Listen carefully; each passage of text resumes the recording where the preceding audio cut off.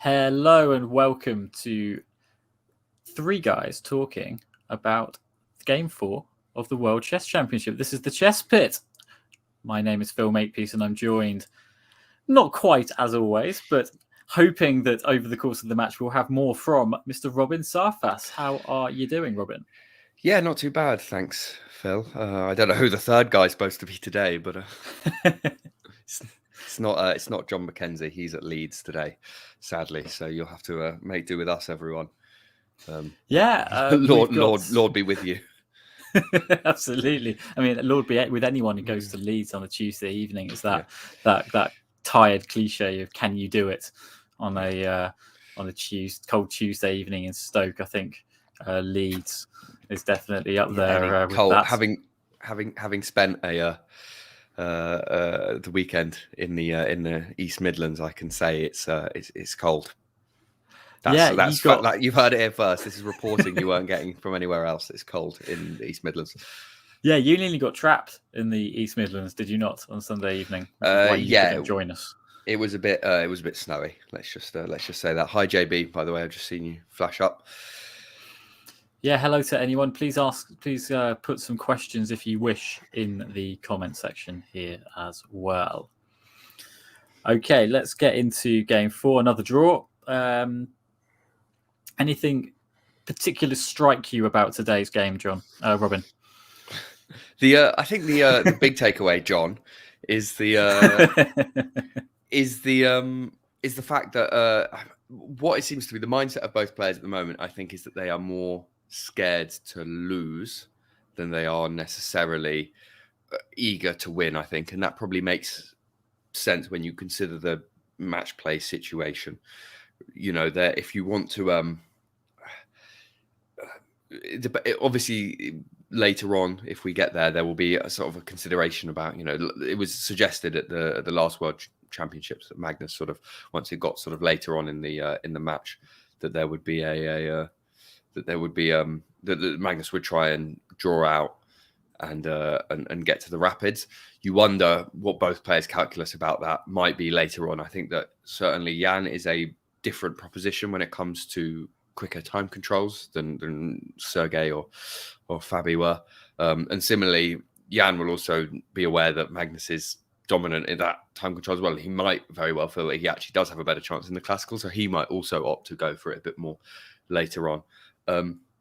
So I think it might be some time before that calculus changes now. But I think certainly after today, Nepo would be happier. The happy of the two, now that we're going to have this every single time we get a draw, right? That it's going to be Magnus is going to have one more white coming up, and so we'll say that okay, well, he's got the chance with white. But I think that in practical terms, it's as long until he loses a game, I think Jan is probably going to be happier with draws.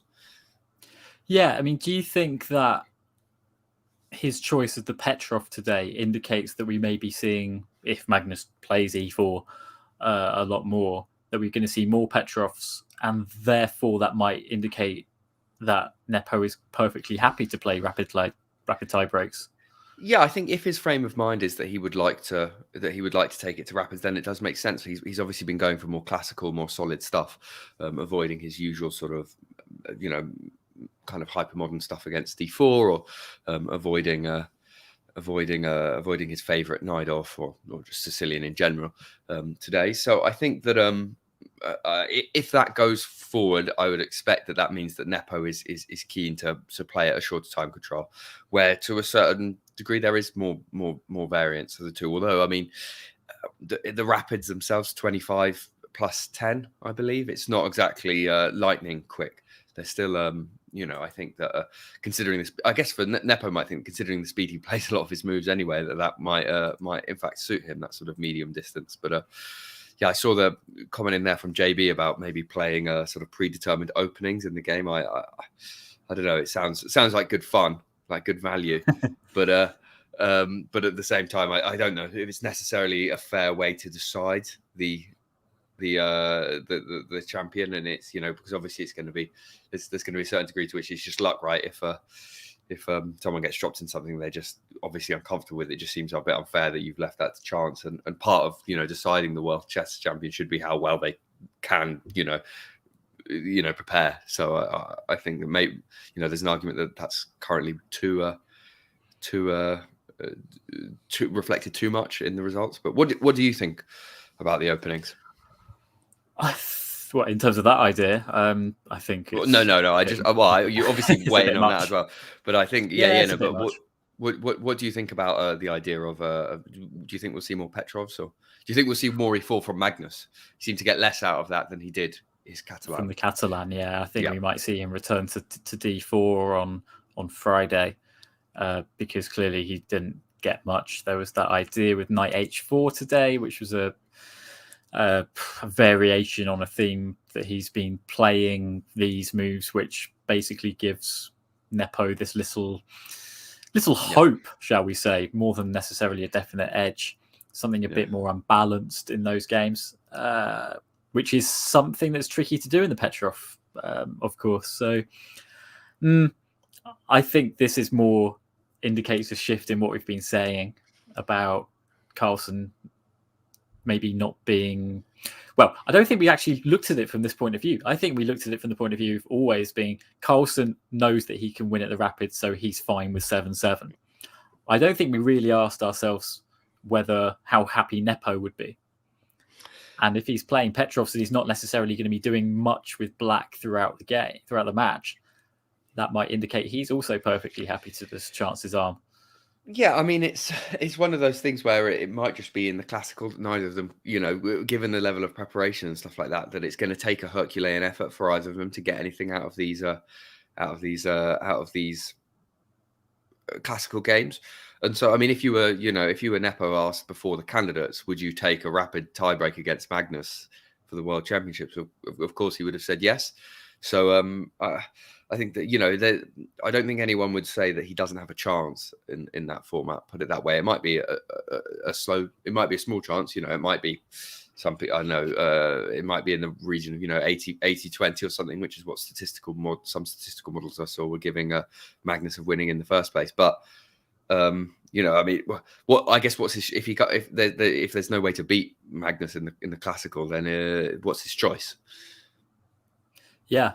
I suppose we'll see. Again, we're coming at this after 4 games out of 14. Still very early days, really. And it's nice that I'm seeing a lot of things on Twitter at the moment where, people are saying, well, there's a draw death and all of this. And I think John has just written a very nice little piece about the draw on his... I want to say Squarespace. It's not Squarespace, is it? It's whatever it's called, Substack. Yeah, John's our esteemed host, who is currently in Leeds, is written a bit about this, and we'll put that on our Twitter.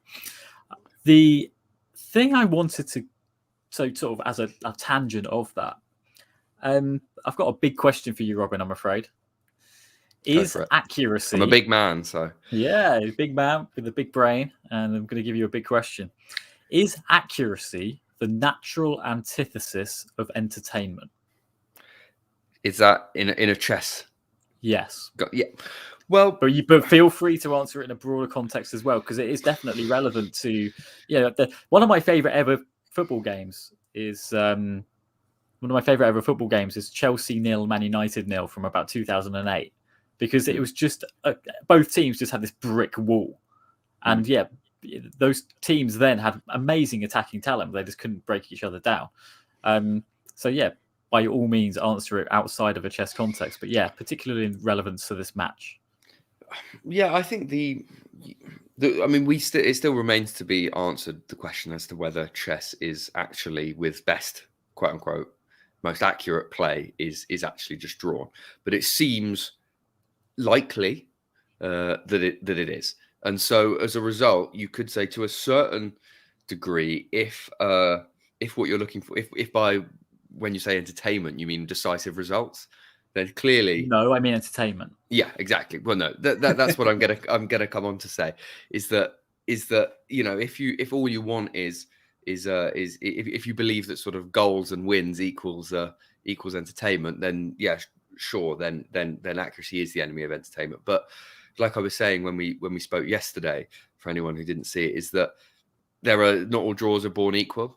And again, I think that there is a difference between the games that we've seen yesterday, and I would say particularly today, and I could say probably more yesterday. I thought there's a bit of some Magnus had some ideas. I feel like Magnus was sort of more keen to sort of really like probe a little bit today, but just couldn't. There was nothing to find. Whereas yesterday, I think after a certain point, Nepo kind of accepted that there was going to be a draw. But yeah, I think that played in a certain way, you can get a very entertaining draw. And so you can, have a game where it looks like both sides have got great play and it's tremendously imbalanced, but with accurate play, they can make their way through the dark forest, as Mikhail Tal would put it. So I don't think that those are necessarily the case, but I do think that it looks like the E4 stuff it's not going to yield necessarily the most entertaining play. And yeah, I was watching the press conference. Thanks, Matt, for what you've put in there. Was that it does look like the prep is so extensive and stuff. And Nepo was the speed at which he was playing suggested it might have been a lot of the stuff might have been things he had seen before, but hadn't necessarily sort of didn't remember completely. Do you think that we might see Nepo veer away from E4 at some point? Because obviously Carlsen is known for playing everything. Possibly, but I think that's more likely if Nepo gets a lead. Right. Okay. That he would do that just to play a bit more solidly, not let Magnus play a Sicilian Magnus has played Caro-Kann before as well with some decent success. That's not it's not necessarily the best winning try with Black, but it's definitely a way to mix it up. And Carlsen with any opening is clearly going to be a very formidable prospect. Yeah, possibly. I think that's Nepo definitely looked more comfortable in today's press conference. And also, I wanted to ask you about the couple of days ago where he was asked, was it a couple of days ago, he was asked about how he wishes someone would look back at him in 50 years. And Magnus answered he wanted to be looked back at as someone who'd won more than one game in a classical world championship since 2016.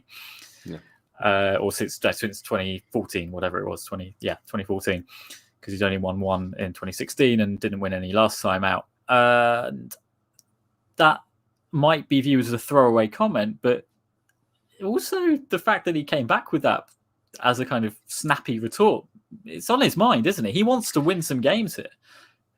Yeah, I think so. The way he phrased it, right? It wasn't just it was, if he had just said, "Oh, I want to be looked back on as the person who won this world championship" or something, right? You would just take it as a flippant remark, him basically saying that my focus is on the prize, right? But the fact that he's related it to this kind of, I guess, this the potential for there being some perceived legacy of just drawing his way to these world titles, it's perhaps a bit of a revelation there about his mindset going into this. I think also he's talked quite a lot about the idea that he's just a superior player to Nepo, and what does it say if he can't, if he can't beat him in over the course of 14 classical games, can't beat. Well, if you're supposed to be, so much better than him, then why can't you kind of prove it in what is supposed to be the definitive form of the game? Yeah, no, I totally agree. I think there's definitely a little bit of, Magnus really desperately wants to win a game. And the longer it goes on, you may see him taking more risks in order to do things. We've talked about Nepo's having to take risks. I'm not sure that's necessarily the case if he's now playing the Petrov. Oh, one last thing, Robin. We're getting to know our Rook and Knight repeating patterns, aren't we? We've had 2 out of 4 games finish with repetition with like Rook and Knight combinations to check a king. So is there anything for the kids out there that they should, is this something to book up on? Speaking of, I'm actually studying endgames a lot at the moment, although I'm not good enough to study anything more than like one piece left on the board at this stage. But that's, I would say, well, I mean, clearly endgames are. You raise a valid point here, I think, because a lot of the games are translating into endgames quite quickly. Sort of, they're still kind of we're getting into the end game before we're getting much thought. And I think the speculation, I think, was going to favour Magnus, right? But these aren't the types of end games where he can squeeze something out. So I would be interested to see if I think what would be the entertainment factor here is not going to be accuracy. It's going to be pieces, perhaps. If we keep some more sort of some more complexity on the board, have more some openings where we get more pieces on, then maybe we might we might get a bit more spice. Yeah, I agree.